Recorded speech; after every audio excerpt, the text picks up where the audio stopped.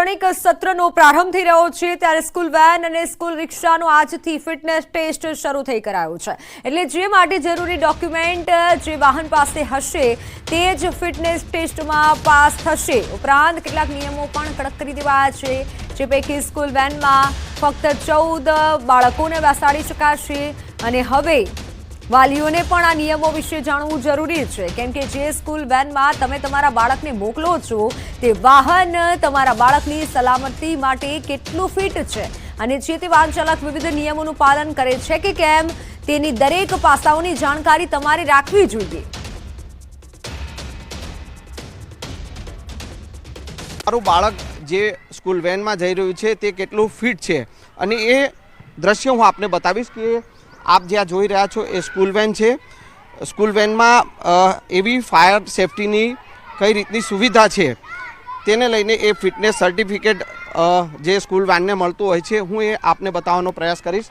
આપ જ્યાં જોઈ રહ્યા છો કે સ્કૂલ વેનમાં ફાયર એક્સટિંગ્વિશરની જે બોટલ જે છે તે હોવી ફરજિયાત છે, સાથે જ એ ફર્સ્ટ એડ કિટ જે છે એ પણ હું આપને બતાવીશ।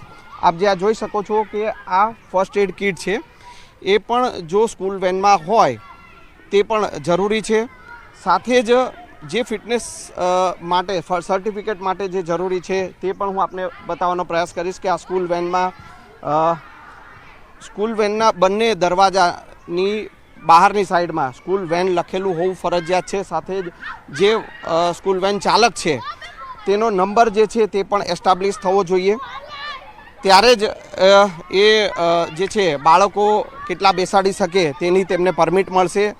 સાથે જ હવે હું એ પણ આપને બતાવવાનો પ્રયાસ કરીશ કે આપ આ જોઈ શકો છો કે જે સીએનજી બોટલ જે છે તેનું રીટેસ્ટિંગ થયું છે કે નહીં તે પણ જોવું જરૂરી છે। આપ આ જોઈ શકો છો કે આ સ્કૂલ વેનનું જે છે સીએનજી કિટ જે છે તેનું રીટેસ્ટિંગ થઈ ચૂક્યું છે અને તેનો જે તારીખ નંબર જ્યારે ચેક થયું છે તે તમામ તારીખ જે છે તે આમાં એસ્ટાબ્લિશ કરવામાં આવી છે। એટલે આ તમામ વસ્તુઓ જે છે તે ક્યાંક ને ક્યાંક જે સ્કૂલ વેન નું જે છે વાહન જે છે તે ફિટ છે કે નહીં તે તમામ ચકાસીને જ ફિટનેસ સર્ટિફિકેટ આપવામાં આવતું હોય છે। સાથે જ હું આપને એ પણ બતાવવાનો પ્રયાસ કરીશ કે આપ જે આ જોઈ શકો છો કે કયા કયા પુરાવા જે ડોક્યુમેન્ટ જરૂરી છે, જેમાં જે છે તે આ આરસી બુક છે તે જરૂરી છે, ત્યારે આ પ્રકારની સ્કૂલ વેનની પરમિટ મળતી હોય છે।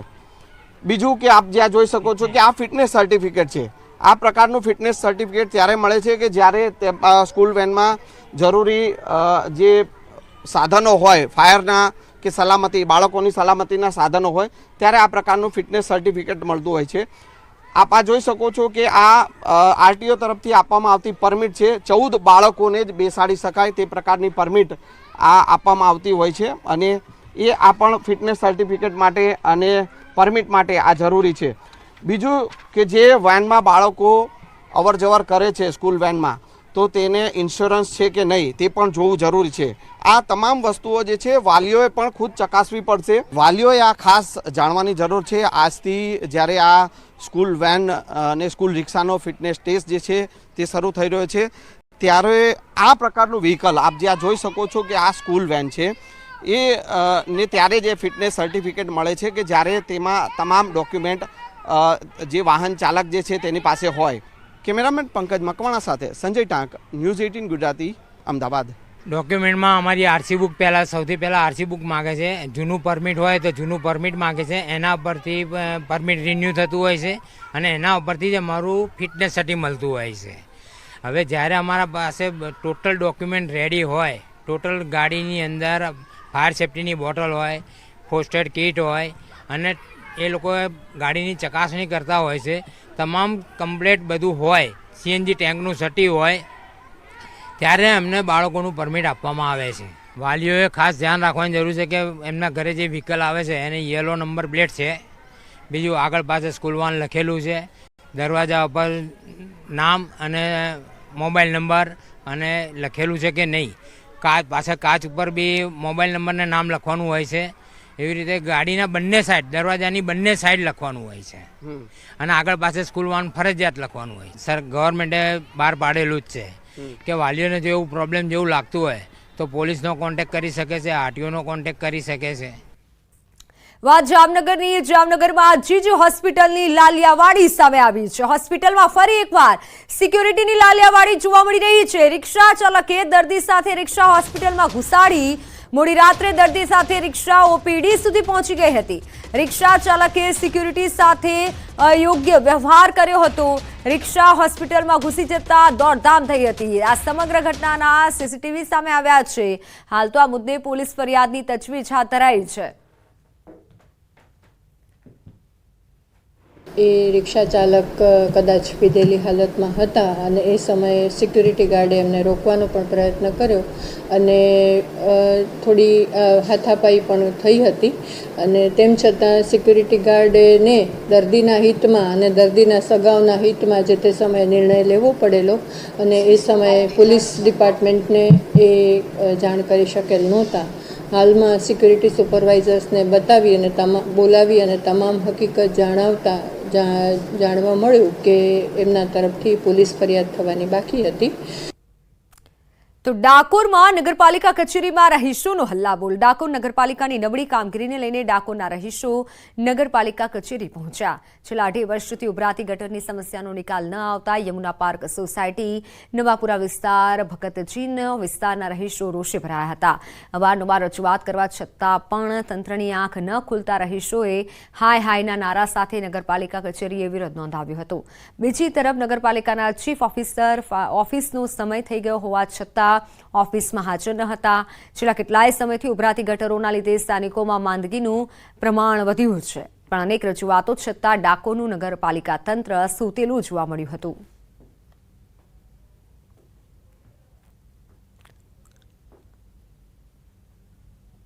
હું યમુના પાર્ક સોસાયટીમાં રહું છું. નવેમ્બર 21થી ગટરનો પ્રોબ્લેમ છે. ઘરમાં સંડાસ, બાથરૂમ બધું જ છે, મળથી જ ભરેલા હોય છે અને રોડ ઉપર ઘરમાં થઈને પાણી રોડ ઉપર આવે છે. આવી પરિસ્થિતિમાં અમે કેટલી બધી વાર સોસાયટીના રહીશો આવીને રૂબરૂ મુલાકાત કરીને ગયા છે, પણ આનો કોઈ નિકાલ નથી. આજે 2.5 વર્ષ થવા આવ્યા. પીવાના પાણી એટલું ડેન્જર અત્યારે બંને મિક્સ થઈને આવે છે કે એની કોઈ સમસ્યા નહીં. અંદર બી અત્યારે કોરાની અંદર હાપોલિયાના કણા નીકળે છે. જીવજંતુના વધારે આવકાર આપીએ છીએ આપણે, કારણ કે નગરપાલિકા એટલી ખરાબ છે કે એની કોઈ સીમા નથી. વડોદરામાં સરદાર ભવનના ખાંચામાં દબાણ શાખાની ટીમે ચેકિંગ હાથ ધર્યું. જોકે 1 અઠવાડિયા પૂર્વે કોર્પોરેશને દબાણો સીલ માર્યા હતા. ગઈકાલે કમિશનર સાથે બેઠક બાદ દબાણો દૂર કરવા વેપારીઓ સહમત થયા હતા અને જેથી ચુસ્ત પોલીસ બંદોબસ્ત સાથે દબાણો દૂર કરવાની કાર્યવાહી હાથ ધરાઈ હતી. ટાઉન પ્લાનિંગ વિભાગ દબાણ શાખાના કર્મચારીઓ સ્થળ પર પહોંચ્યા હતા. આજે અમારી જે મૂળ ટીકાની જે રોડ લાઇન મુજબ જે આશરે 25 ફૂટનો રોડ થાય છે અહીંયા, અને એનું સવારે અમે ડિમાર્કેશન કરી દીધું અને ડિમાર્કેશન મુજબ જે માર્જિંગમાં જે ઓટલાઓ જે છે, આ લોખંડની ગ્રીલો મૂકેલી છે, જે માર્જિંગમાં જે દબાણો છે, આજે દબાણ શાખાની ટીમ સાથે રાખી અને આ બધા દબાણ દૂર કરવામાં આવ્યા છે. અમે પૂરો સહકાર આપીશું અને આજે સવારે માપણી કરીને જેનું બી ઓટલા બાર હતા બધા અમે સ્વૈચ્છિક રીતે તોડ્યા છે. અમે એ બી તોડી રહ્યા છે. અમે પૂરો સહકાર આપી રહ્યા છે. શું કહો છો, આ કામગીરીથી કેટલી સરસ સારું છે. અમે સહકાર આપીને ટ્રાફિકનો મસલો હલ થઈ જાય છે, એ સારામાં સારું છે અને સારી રીતે થઈ રહ્યું છે બધું.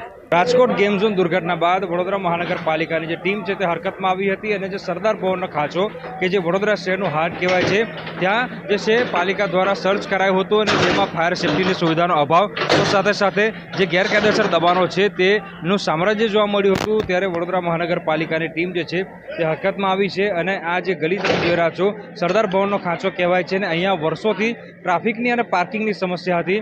ત્યારે પાલિકા દ્વારા, ફાયર વિભાગ દ્વારા આ જે દુકાનો છે તે સીલ કરવામાં આવી હતી.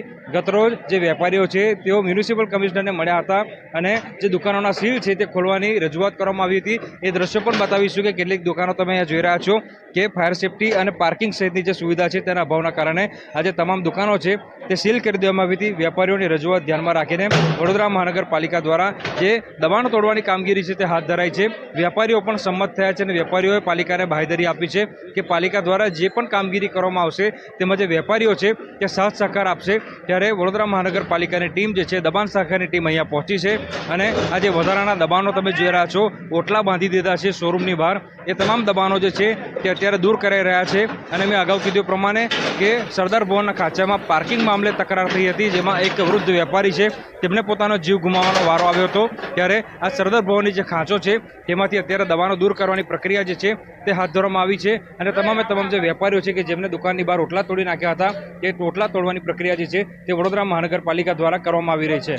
હાર્દિક દીક્ષિત, ન્યૂઝ 18 ગુજરાતી, વડોદરા. વાત સુરતની. સુરતમાંથી પસાર થતી 765 કેવી વીજ લાઇનનો ખેડૂતો વિરોધ કરી રહ્યા છે.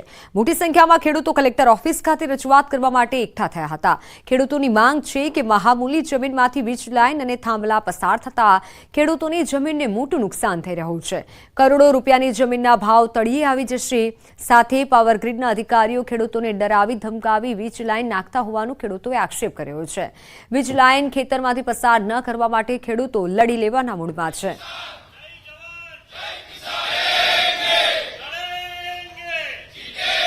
વિરુદ્ધ જ્યારે કામ થાય એ ખેડૂત સમાજ અને ખેડૂતો સહન કરશે નહીં અને જેના વિરોધમાં નોટિસનો જવાબ આપવા માટે સુરત જિલ્લામાંથી મોટી સંખ્યામાં ખેડૂતો હાજર થયા છે. આજે ટેકાના ભાવો નક્કી કરવા માટે બેઠક યોજાઈ. કૃષિ મંત્રીની અધ્યક્ષતામાં ટેકાના ભાવો અંગે બેઠક મળશે. રાયડો, ચણા, ઘઉં સહિતના ટેકાના ભાવ અંગે ચર્ચા વિચારણા થશે. ભાજપ દ્વારા ખેડૂતોના હિતલક્ષી ટેકાના ભાવ મળે તે અંગે રજૂઆત કરાશે. ખેડૂત પ્રતિનિધિઓ ખેડૂતોને ઉપજ મુજબ ટેકાના ભાવમાં મળે તે મુદ્દે રજૂઆત કરશે. બેઠકમાં ટેકાના ભાવો મુદ્દે થયેલા નિર્ણયને કેન્દ્રીય કૃષિ ભાવ પંચને ભલામણ કરાશે. ખેડૂત પ્રતિનિધિઓ અને યુનિવર્સિટીના નિષ્ણાંતો અને કૃષિ વિભાગના વડા હાજરીમાં બેઠક થશે. તેમની હાજરીમાં ચર્ચા વિચારણા કરવામાં આવશે. દેશભરમાં આવેલા રજૂઆત અંગે કેન્દ્રીય ભાવ પંચ ટેકાના ભાવો નક્કી કરશે. બેઠકમાં આગામી રવિ સિઝનમાં થનારા પાકો ઘઉં, ચણા, રાયડો જેવા પાકો માટે આગામી સિઝનમાં ટેકાના ભાવે જે ખરીદી કરવાની છે એના ભાવોની ભલામણ રાષ્ટ્રીય કૃષિ ભાવ પંચને કરવા માટેની આ બેઠક છે. વડોદરાની દિવેર નર્મદા મઢી પાસે નર્મદા નદીમાં નાહવા પર પ્રતિબંધ ફરમાવાયો છે. નારેશ્વર ઘાટ, લીલોદ શાયર પાસેથી પસાર થતી નર્મદા નદીમાં નાહવા પર પ્રતિબંધ મુકાયો છે.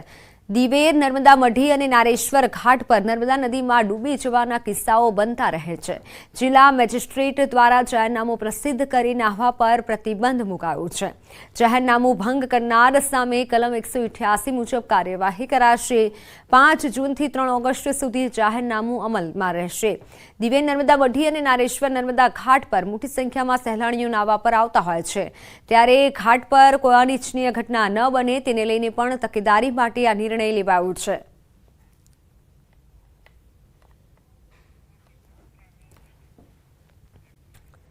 ગુજરાતના ખેડૂતો માટે ખુશખબર છે. ચોમાસું હવે ગુજરાતથી માત્ર 400 કિલોમીટર જ દૂર છે અને હવે માત્ર 5 દિવસમાં ગુજરાતમાં પહોંચી શકે છે ચોમાસું. મહારાષ્ટ્રમાં ચોમાસાની ધમાકેદાર શરૂઆત અને ગુજરાતમાં સમય કરતાં વહેલું પહોંચી શકે છે ચોમાસું. રત્નાગીરી, સોલાપુર, મેડકમાં ચોમાસાનું આગમન.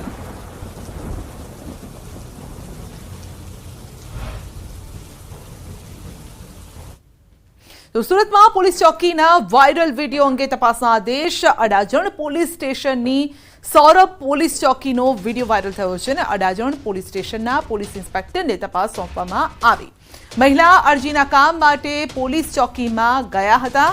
જે સમયે મહિલા અને પોલીસકર્મી વચ્ચે ઉગ્ર બોલાચાલી થઈ અને આ બોલાચાલીને બાજુમાં બેઠેલી એક વ્યક્તિએ વિડીયોમાં કેદ કરી હતી. તો વિડીયોમાં આપ જોઈ શકો છો પોલીસકર્મી અને મહિલા વચ્ચે વાતચીત થઈ છે, ઉગ્ર વાતચીત થઈ રહી છે. વિડીયો વાયરલ થતા સુરત ડીસીપીએ અડાજણ પીઆઈને તપાસ સોંપી છે. તો સાથે તપાસના અંતે પોલીસકર્મી જવાબદાર જણાશે તો કાર્યવાહી કરાશે એમ પણ કહ્યું છે.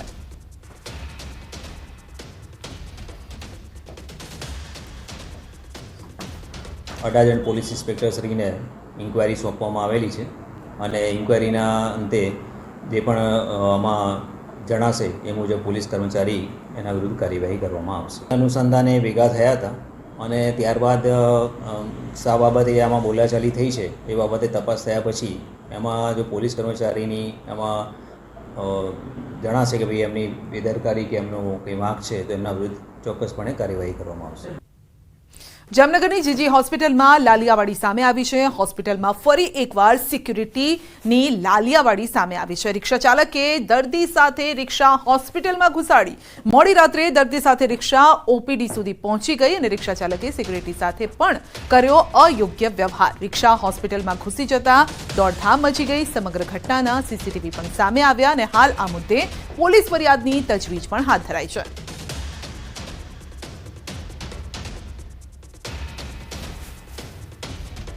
એ રિક્ષા ચાલક કદાચ પીધેલી હાલતમાં હતા અને એ સમયે સિક્યુરિટી ગાર્ડે એમને રોકવાનો પણ પ્રયત્ન કર્યો અને થોડી હાથાપાઈ પણ થઈ હતી અને તેમ છતાં સિક્યુરિટી ગાર્ડને દર્દીના હિતમાં અને દર્દીના સગાઓના હિતમાં જે તે સમયે નિર્ણય લેવો પડેલો અને એ સમયે પોલીસ ડિપાર્ટમેન્ટને એ જાણ કરી શકેલ નહોતા.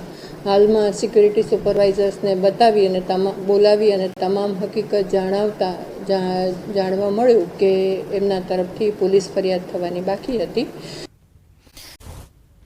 તો સુરતમાં પોલીસ ચોકીના વાયરલ વિડીયો અંગે તપાસના આદેશ. અડાજણ પોલીસ સ્ટેશનની સૌરભ પોલીસ ચોકીનો વિડીયો વાયરલ થયો છે અને અડાજણ પોલીસ સ્ટેશનના પોલીસ ઇન્સ્પેક્ટરને તપાસ સોંપવામાં આવી. મહિલા અરજીના કામ માટે પોલીસ ચોકીમાં ગયા હતા. જે સમયે મહિલા અને પોલીસકર્મી વચ્ચે ઉગ્ર બોલાચાલી થઈ અને આ બોલાચાલીને બાજુમાં બેઠેલી એક વ્યક્તિએ વિડીયોમાં કેદ કરી હતી. તો વિડીયોમાં આપ જોઈ શકો છો પોલીસકર્મી અને મહિલા વચ્ચે વાતચીત થઈ છે. ઉગ્ર વાતચીત થઈ રહી છે. વિડીયો વાયરલ થતા સુરત ડીસીપીએ અડાજણ પીઆઈને તપાસ સોંપી છે. તો સાથે તપાસના અંતે પોલીસકર્મી જવાબદાર જણાશે તો કાર્યવાહી કરાશે એમ પણ કહ્યું છે.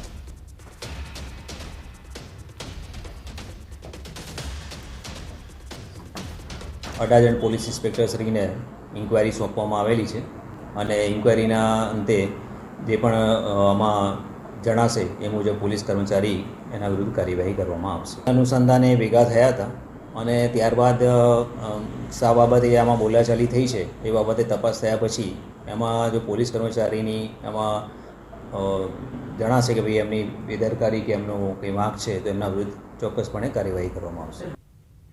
જામનગરની જીજી હોસ્પિટલમાં લાલિયાવાડી સામે આવી છે. હોસ્પિટલમાં ફરી એકવાર સિક્યુરિટીની લાલિયાવાડી સામે આવી છે. રિક્ષા ચાલકે દર્દી સાથે રિક્ષા હોસ્પિટલમાં ઘુસાડી.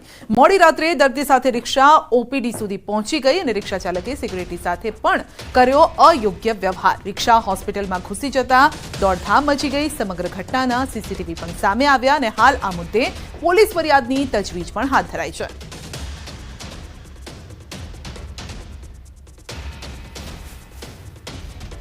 એ રિક્ષા ચાલક કદાચ પીધેલી હાલતમાં હતા અને એ સમયે સિક્યુરિટી ગાર્ડે એમને રોકવાનો પણ પ્રયત્ન કર્યો અને થોડી હાથાપાઈ પણ થઈ હતી અને તેમ છતાં સિક્યુરિટી ગાર્ડને દર્દીના હિતમાં અને દર્દીના સગાઓના હિતમાં જે તે સમયે નિર્ણય લેવો પડેલો અને એ સમયે પોલીસ ડિપાર્ટમેન્ટને એ જાણ કરી શકેલ નહોતા. હાલમાં સિક્યુરિટી સુપરવાઇઝર્સને બતાવી અને બોલાવી અને તમામ હકીકત જાણવા મળ્યું કે એમના તરફથી પોલીસ ફરિયાદ